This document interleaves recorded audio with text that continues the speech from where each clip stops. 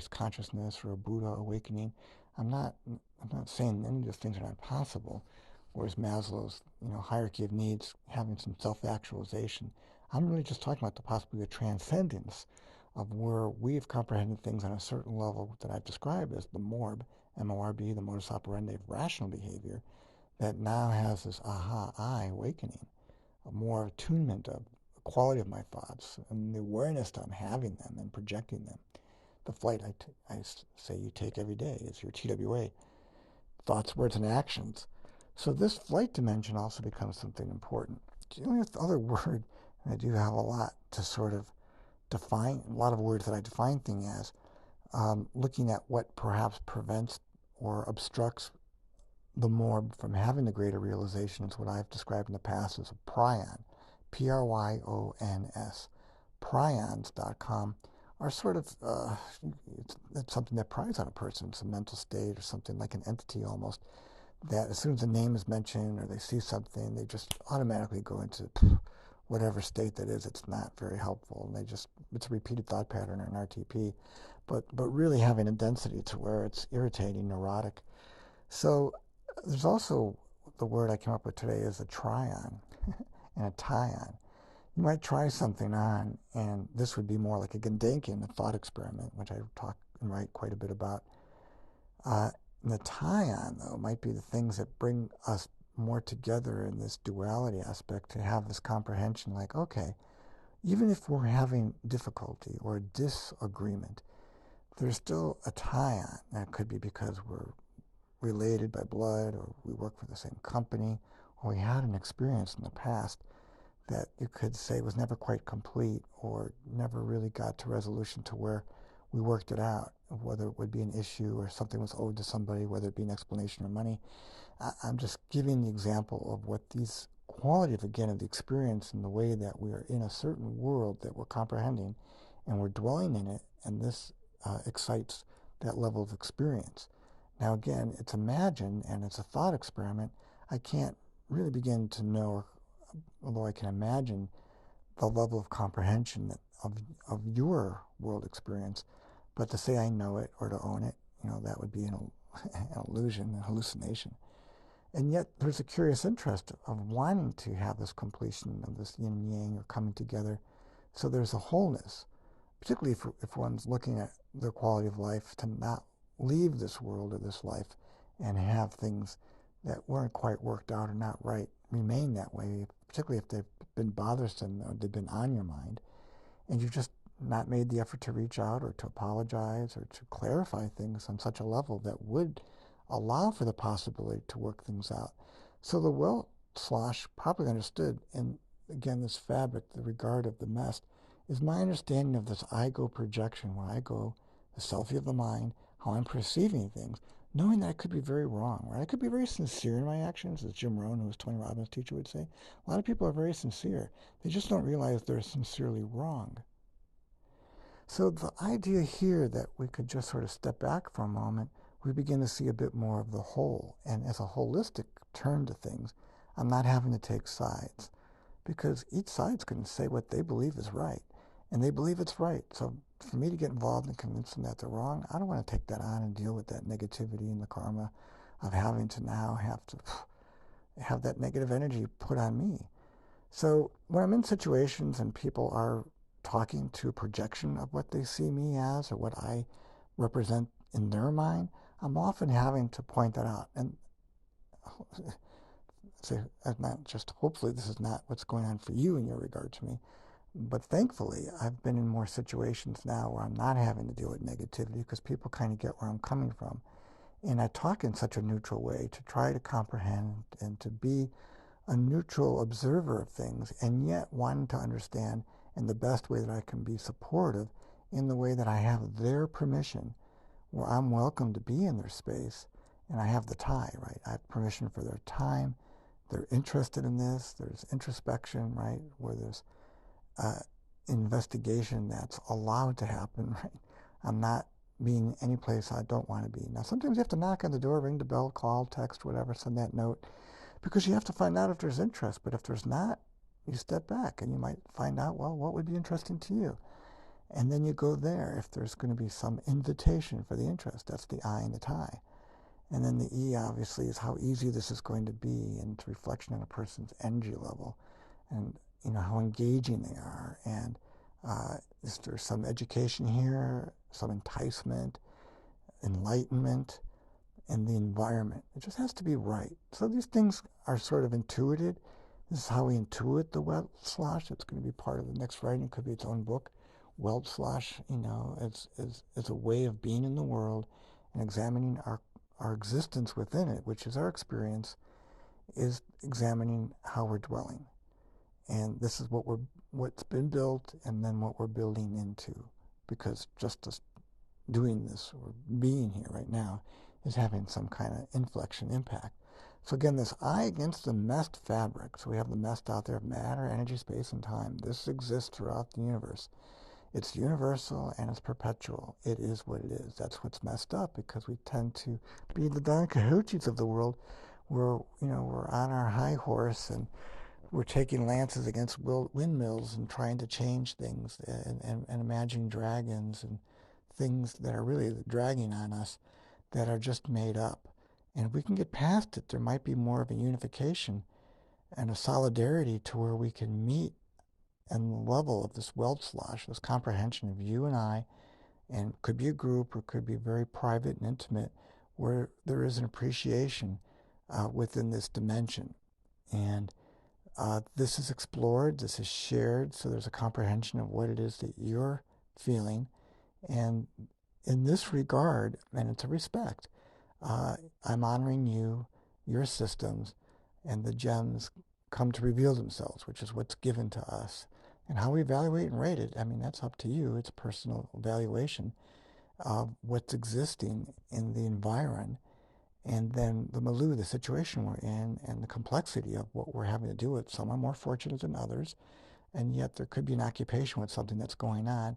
And this is our setting representing the systems that are causative factors within the weld slosh experience. Now, what made me want to record this is going to come into something that's going to probably be the most controversial of all the things I've been talking about. Because I'm looking at a big picture philosophy that, in a good philosophy, explains everything. So if we are talking about mess as a fabric of the universe, that is something that's intelligent or alive in the way that it exists in the material aspect, it's energetic and has spatial contours to it. It's leading and has meaning, or something that's felt within the space, that I describe as a metasphere, particularly when it's an intimate space. Metasphere is what's an atmosphere. It could be sort of different social, spiritual, and spatial signatures. And the signature of what is felt, like in music, a tonality, and something that could be empirical in the sense that, it's vibratory. And this is leading to the quality of time. So matter, energy, space, and time, and hopefully you're having a good time and enlightened time. To me, these are the aspirations of why I'm considering these ideas. And if we are talking about something that is fine-tuned, or our ability in the I comprehending the mess, for us to be able to find a tune, now not just to it, because we don't know if it's a black hole or what, down the rabbit hole we go. It's just an appreciation that there's something here. And a reckon, when I'm talking about a reckon, we're recognizing something that, once seen for what it is, no longer has the power over us. It can no longer control us or manipulate us. We might get tricked out and go, like, oh, you kidded me there, or I get it. And that way we have more levity. And this world slosh really is about sloshing around, having some ambience in the sense of things. We're able to be more intelligent in the way of our being, ultra being present. This is key. And I hope you've been following this and appreciating to whatever level you can relate it to. The reckoning is so important, because I'm able to sort of elegantly bring down past paradigms. I'm talking about prisms, because we look at being on the spectrum. I might have been stuck in one particular dimension that was demented. And man, it made me wrong. It made me bad. Now, to come to fruition is to recognize, and again, we're talking about a reckoning, where I can take on the responsibility of going, oh, I own this, and I need to, for my own regard, have this introspection. And it doesn't necessarily involve you other than that if you're owed something or there's something that's desired between us that now has the opportunity to be worked out, this is the opportunity of the weld slosh. And if we're talking about fine tuning of something that is intelligent or is wanting to reckon itself, follow me here, it's going to have the attributes that is going to be allowing for this to occur. And this open door type policy, and again, we're talking about a quality entrance here. We don't want something to bring into a negativity force or go into that, that negative dimension. And so we catch ourselves before we go there. And if we kind of go there, we support each other in kind of getting it resolved in an elegant, whole brain manner, kind. And this is what my Loving Conversations project is about, lovingconversations.com. How do we have a loving conversation so we hold the space that's going to help the person wake up? They can drop it. They can let it go. And now something opens up. And this levity in the weld slosh, again, the supporting dimension of harmonics and vibratory attunement, this fine-tuning is liberation. This is self-liberating, helping people get out of their stuck stories. Because they're going to hold them for the rest of their life? And maybe you've been an irresponsible contributor to that as a negative conduit. So we want to be a channel, a pure channel in this regard, coming from our heart. And if there's going to be an equality here, it has to lend itself to a loving conversation. Honoring systems, being attuned, paying attention, a deep listening, and a regard and a respect for that person, that they're maybe holding something that's true for them. And that alone might allow them to let it go. So now there's freedom for them to be who they are, say what they need to say, get it off their chest, off their shoulders, whatever. And you're no longer attached to it because your ego's no longer involved. You've transcended. So they may say things to you, but again, they're talking at a projection of you. Now, if we can get this recognition, we've reckoned with something, and now we've let it go, this self-liberation, this true freedom, is going to open up to something that we can say that would be the finer attribute of the self-liberation movement, this ultra being present, ultra being loving, ultra being empty. It's going to present what I've been talking about for quite some time as MVP. MVP. Now, we might be at cross purposes, but at the same time, we might have different goals, different pursuits, different passions, different likes, different experiences that have taken us in different directions. And that's fine, because there could be a real appreciation to come back to center and go, well, what did you learn? What did you experience? What did you gain? What did you benefit? What was felt by you? And in this way, something was learned and now could be shared for the benefit and the good of the whole. This MVP, which we know in contemporary society as being the most valuable player. If we want to be a hero or a Superman or Uberman, well, yeah, okay, that can be something valuable. But until you look at the Greek, sourcing of the word hero, which means favorite slave. You're the favorite slave, you do the most in that way. Well, you're being of service, I suppose, but we don't want to necessarily fit some sort of outmoded paradigm that is just reinforcing the stodginess that we're trying to escape from, right? It's not like we put ourselves back into the prism again.